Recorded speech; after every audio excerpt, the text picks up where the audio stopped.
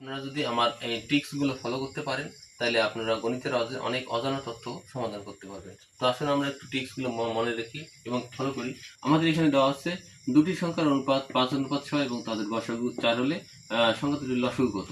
তো আমরা যদি অনুপাত দেওয়া থাকে এবং গসাগু দেওয়া থাকে, লসাগু বের করতে হয়, তাহলে আমরা কি করবো, অনুপাতগুলো গুণ করব এবং তার সেই সঙ্গে গসাগুটাও গুণ করে দেব।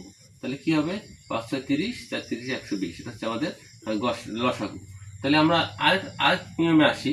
এই জাতীয় অঙ্ক পরীক্ষা আসে দুটি সংখ্যার যোগফল 60 এবং বিয়োগফল 20 হলে বড় সংখ্যাটি কত, ছোট সংখ্যাটি কত।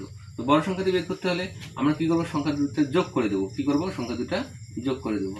60 + 20 = 2। তাহলে একে ভাগ দিলে 60 × 20 = 80, 80-কে 2 দিয়ে ভাগ দিলে হবে 40। বড় সংখ্যাটি হবে 40। ছোট সংখ্যাটি কি হবে, সংখ্যাটিতে বিয়োগ দেবো, 60 - 20 / 2। তাহলে কত